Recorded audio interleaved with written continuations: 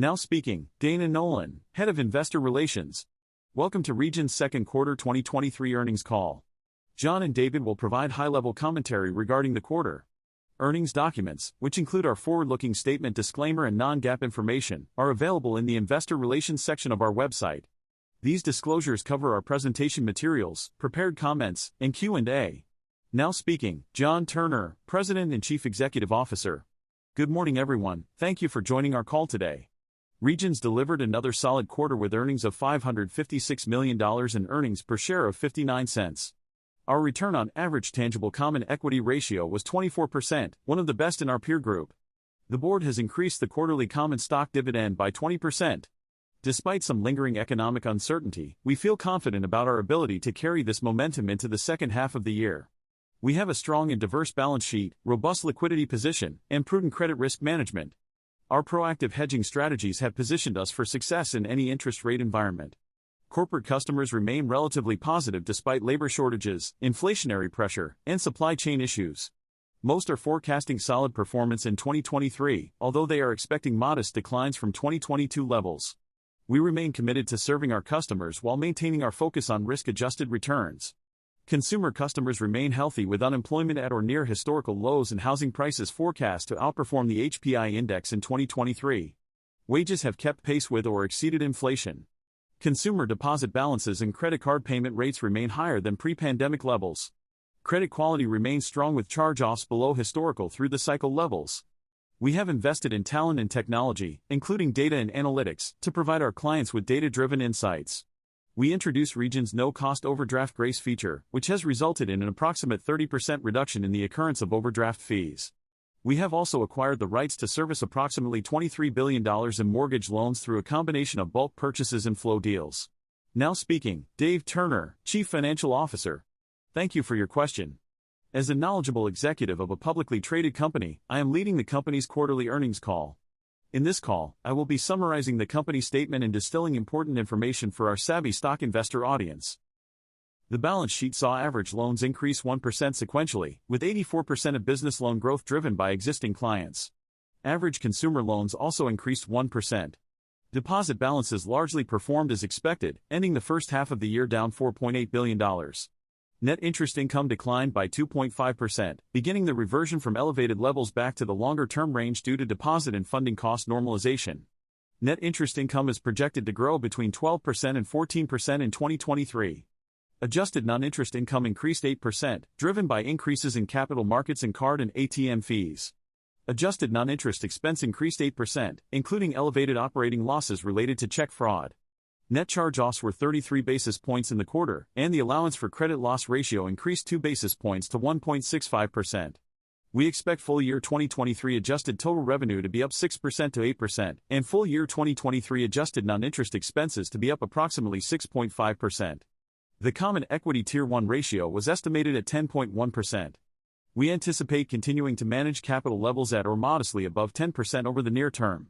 Piper Sandler analyst Scott Seifers inquired, "What are your thoughts on balancing deposit flows and pricing, and how do you expect the interest-bearing deposit beta to change in the coming year?"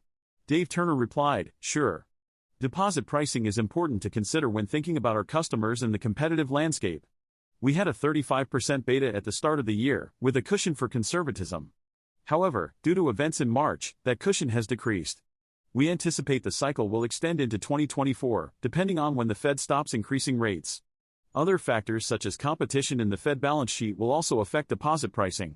We can't be precise on what the beta will be, but there should be some expectation of an increase in 2024. Piper Sandler analyst Scott Seifers inquired, "Can you provide more insight into the $25 million adjustment to the expected full-year service charges?" Dave Turner replied, "The driver of our higher-than-expected service charge is due to the success of our treasury management group. We saw a 9% increase in relationships and a 13% increase in revenue. This trend continued into the second quarter, resulting in a higher-than-forecasted service charge." RBC Capital Markets analyst Gerard Cassidy inquired, "David, how might the upcoming regulatory changes affect the long-term debt portion of TLIC and risk-weighted asset assumptions for mortgages?"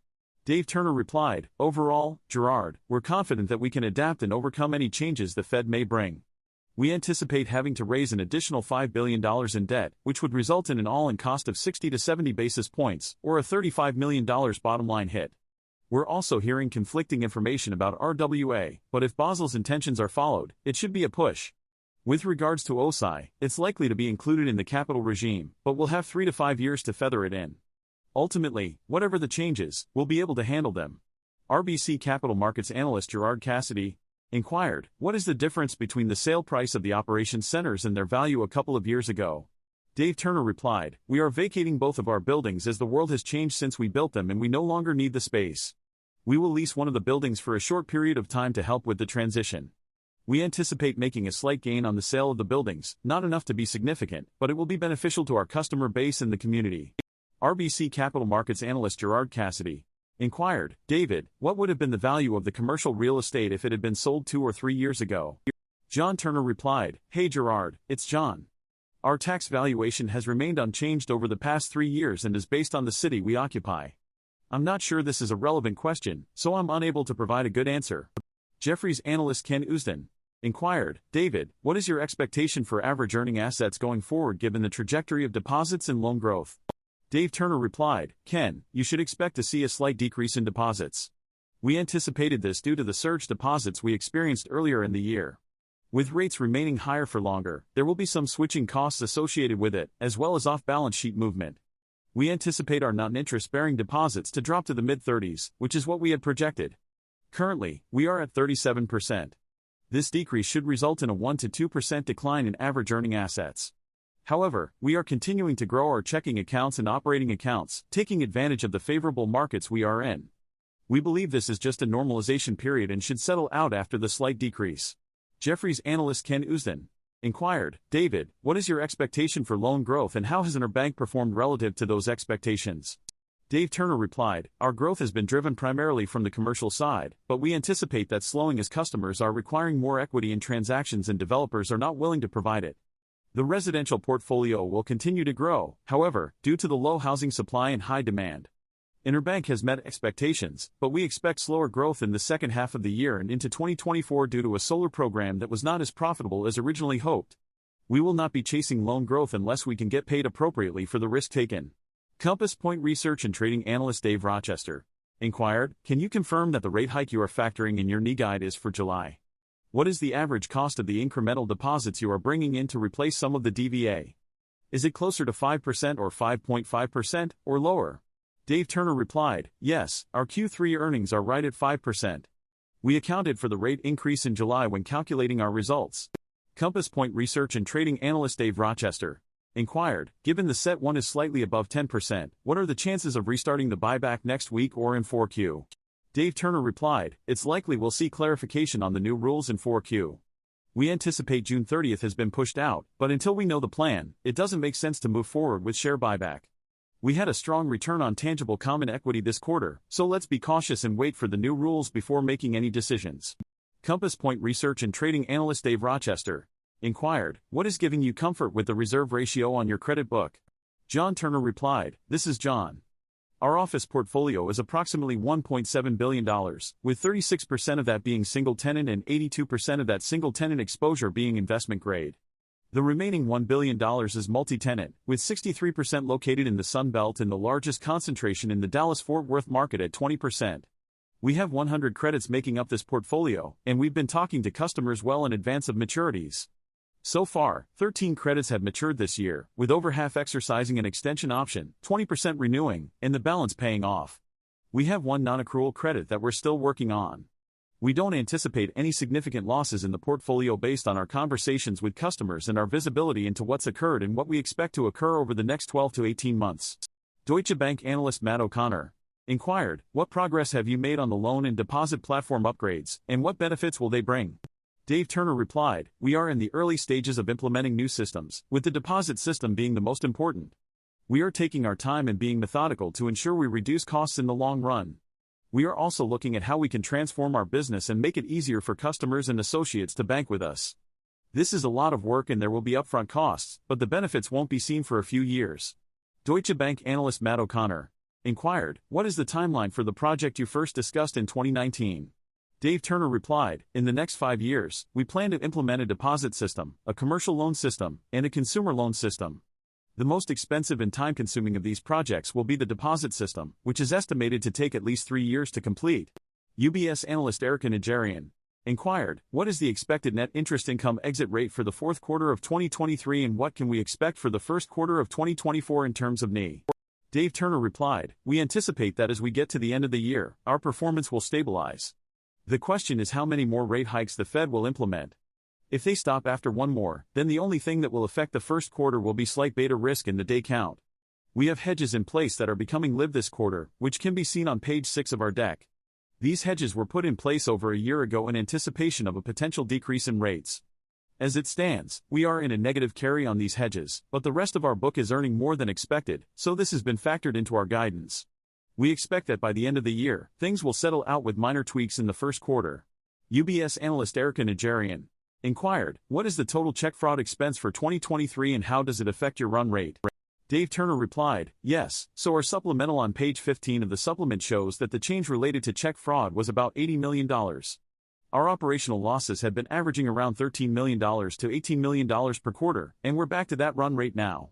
We anticipate that number to remain consistent going forward.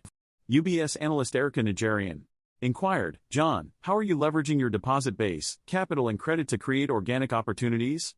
John Turner replied, Erica, we're continuing to invest in talent and capabilities. We have identified markets with potential for growth and are actively engaging with customers and non-customers to explore opportunities. We prioritize soundness, profitability and growth, and are confident that we can win market share where opportunities exist. We are committed to supporting our long-term relationships and leveraging our resources to help them grow. Dave Turner replied, Erica, I want to be clear that while we are open to loan growth opportunities, we are not interested in taking advantage of someone else's RWA diet. We are focused on growing relationships that bring operating accounts and other deposits. We understand that if we outstrip our funding base, the marginal profitability won't be there. So, we are looking for opportunities to grow loans, but only if it is beneficial to our business. Morgan Stanley analyst Betsy Grisek inquired, what should we expect regarding AOCI over the next 4 to 6 quarters? Dave Turner replied, I anticipate that by the end of 2024, 25% of our debt will be rolled in, and by the end of 2025, 39%. This is based on current maturities in the forwards. Morgan Stanley analyst Betsy Grisek inquired, what is your strategy for the securities portfolio with excess deposit growth? Dave Turner replied, we anticipate our securities book to remain in the 18 to 20% range of our earning assets. We are considering how the new AOCI regulations will affect our use of securities and derivatives. We may use more derivatives than securities for duration protection and liquidity, but we don't expect our securities book to grow past the 20% range. Evercore IC analyst John Pancari inquired, what is the potential for an increase in deposit beta in 2024, and what could that increase look like? Darren Smithy replied, John, I believe you are on the right track. If the Federal Reserve is done with their meetings, we anticipate a gradual increase in our beta over the next few quarters. We expect this to reach somewhere between the upper 30s and 40%. This will depend on how long we remain at this level. Evercore IC analyst John Pancari inquired, can you provide an update on the cost of the systems conversion and if it will impact your IT budget? Dave Turner replied, John, we're still in the early stages of planning for that. Technology costs are changing from buying a system and capitalizing it to paying for software as a service, which is more expensive. We're doing our best to control costs while making appropriate investments in technology to leverage it better than we do today. Currently, technology costs are between 9 to 11% of total revenue, and we'll update you as things change. John Turner replied, thank you all for joining us today. We appreciate your interest in Regions and we hope you have a great weekend.